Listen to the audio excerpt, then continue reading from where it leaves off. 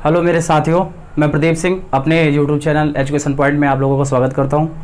तो पिछली क्लास में हमने पढ़ा था नंबर सिस्टम के बारे में कि दो अंकों की कितनी संख्याएं संभव हो सकती हैं, दो अंकों की सम संख्या कितनी संभव हो सकती हैं, या कुछ डिजिट का यूज़ करके हम कितनी संख्याएं हम बना सकते हैं। तो वो सारी चीज़ों में हमने बात की थी। आगे हम फिर आज बढ़ते हैं, थोड़ा सा देखते हैं नंबर सिस्टम के बारे में, थोड़ा पढ़ते हैं आज।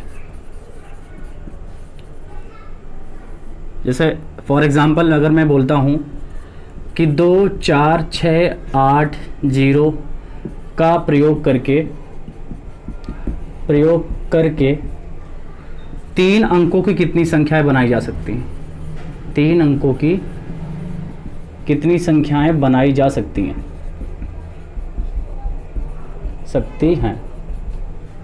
तो मैंने बताया ही था कि यहाँ पे देखते हैं कि यहाँ पर कितने अंकों की बात हो रही है। ठीक है, अभी हमसे इससे मतलब नहीं है 2 4 6 8 0, उसको अभी चुपचाप ऐसे रख रहे हैं। तो यहाँ पर आएंगे 3 अंक की बात हो रही है, तो हमें क्या करना है, सिंपली 3 डिब्बे बनाने हैं। ठीक है, तो तीन डिब्बे आप बना लीजिएगा।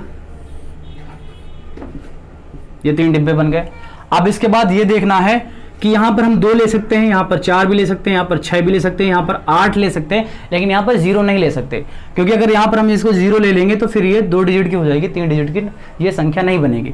इसलिए यहाँ पर 0 नहीं ले सकते। बाकी यहाँ पर 4 ये सारे ले सकते हैं।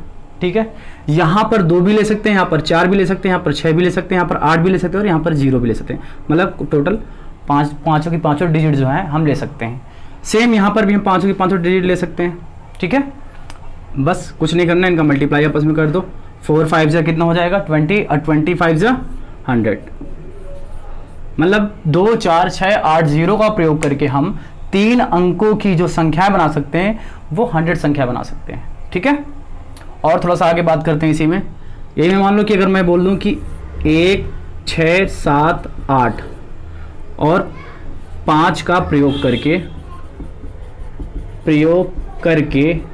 2 अंकों की कितनी संख्याएं बना सकते हैं, 2 अंकों की कितनी संख्याएं बना सकते हैं।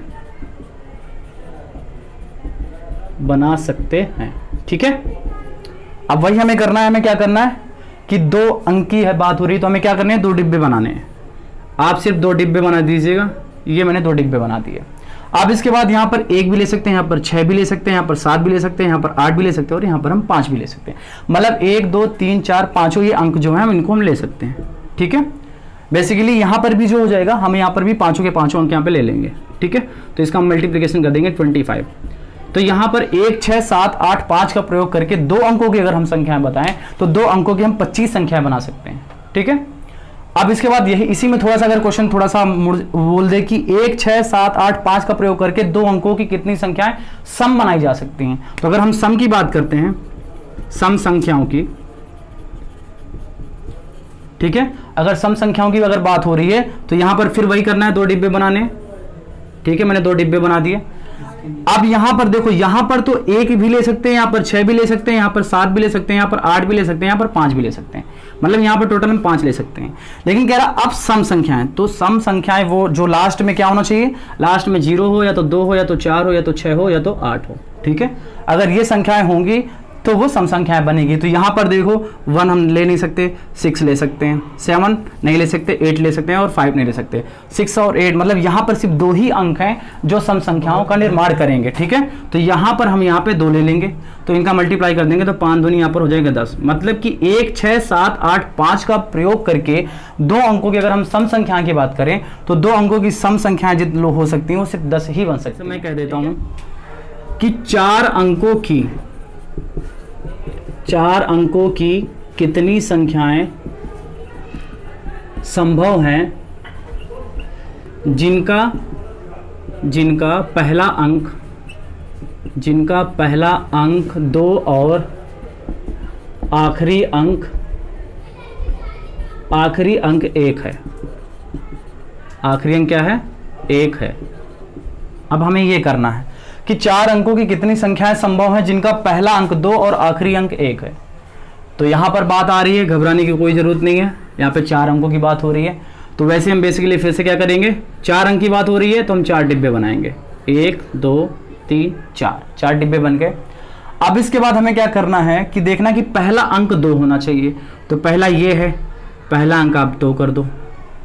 अब 2 का मतलब यहां पर क्या है, देखो यहां पे 2 रखेंगे तो इसका मतलब यहां पर जो अंक है वो एक ही है, ठीक है। यहां पर 2 से मल्टीप्लाई मत कर देना, यहां पर एक ही अंक है लेकिन यहां पे 2 रखना है।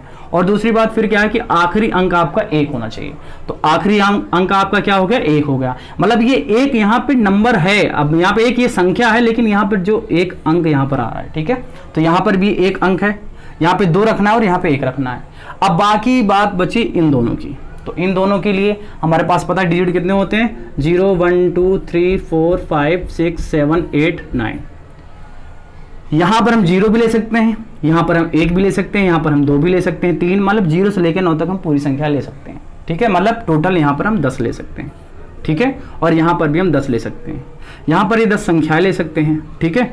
तो यहां पर ये एक अंक है, यहां पर ये 10 और ये 10, ठीक है। ये मल्टीप्लाई हमने किया, 2 और 2 का मल्टीप्लाई मत कर देना यहाँ पर, क्योंकि ये 2 यहाँ पर जो अंक 2 है ये, ठीक है। यहाँ पर अंक 2 है लेकिन संख्या टोटल 1 ही हुई ना। और वैसे यहाँ पर एक बात वही है, तो 1 का 10 के साथ करोगे 10 10 100, तो यहाँ पर टोटल 100 संख्याएं हो जाएंगी।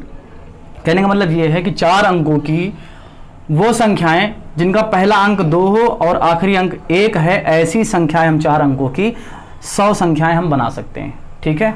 अब इसी में अगर बात ये कर दे कि थोड़ा सा अगर मैं चेंज किए दे रहा हूँ क्वेश्चन को मैं ये कह दे रहा हूँ कि अगर कह दे कि आखिरी अंक जो है आपका, आखिरी अंक क्या होना चाहिए, आखिरी अंक नहीं मैं कह रहा हूँ, आखिरी अंक मान लो कि 4 है, ये बोल दे, ठीक है। और कुछ ना करे, पहला अंक छोड़ ही दो यहाँ पर। अब अगर ऐसी बात हो रही है कि जिनका आखिरी अंक 4 है, अब बताइए 4 अंकों कितनी संख्याएं संभव हैं जिनका आखिरी अंक 4 है, ठीक है। तो बेसिकली यहां पर भी वही करना है हमें, यहां पर देख लीजिएगा, इसको मैं हटा दे रहा हूं,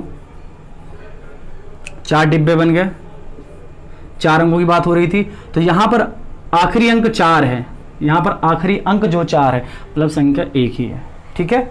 अब यहां पर बात आ रही है, यहां पर हम क्या ले सकते हैं, 0 तो ले नहीं सकते, क्योंकि 0 ले लेंगे तो फिर ये 4 अंकों की संख्या नहीं बचेगी। तो हम 1 से लेकर 9 तक का हम कोई भी यहाँ पर से संख्या उठा सकते हैं। तो मतलब टोटल हम यहाँ कितने ले सकते हैं, 9 ले सकते हैं। और यहाँ पर हम टोटल क्या ले सकते हैं, 0 से लेकर 9 तक के मतलब 10 संख्या ले सकते हैं। और यहाँ पर भी इस वाले में भी 0 से लेकर 10 तक हम कोई भी ले सकते हैं। इन सब का आपस में मल्टीप्लाई कर दो तो 9 10 90 हो जाएगा, 90 का 10 और 1 कम 10 हो जाएगा, 90 10 900 हो जाएगा, ठीक है। मतलब कि 4 अंकों की संख्याएं जिनका आखिरी अंक 4 है, ऐसी संख्याएं टोटल 900 होंगी। क्वेश्चन लेते हैं, मान लो दे दिया कि 3 अंकों की कितनी संख्याएं संभव हैं, कितनी संख्याएं संभव हैं जो कि विषम है, ठीक है। तो इसमें बेसिकली कुछ नहीं करना है, आपको 3 डिब्बे बनाने हैं, ठीक है।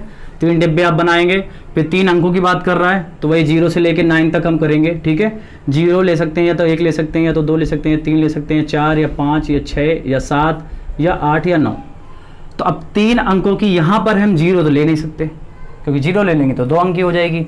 तो हम 1 से लेकर 9 तक की कोई भी संख्या ले सकते हैं। यहाँ पर हम 0 भी ले सकते हैं, 9 तक कोई भी संख्या ले सकते हैं, मतलब टोटल 10 ले सकते हैं। अब यहाँ पे विषम की बात आ रही है, तो जब विषम की बात आ रही है तो यहाँ पर हमें ध्यान देना है कि 1 ले सकते हैं, 3 ले सकते हैं और 5 ले सकते हैं, 7 ले सकते हैं, 9 मतलब टोटल 5 संख्या ले सकते हैं। इनका कर दो 9 10 90 गुणते 5 तो हो जाएगा 450। मतलब 3 अंकों की विषम संख्याएं टोटल हम संभव कितनी है, 450 संख्याएं संभव, ठीक है।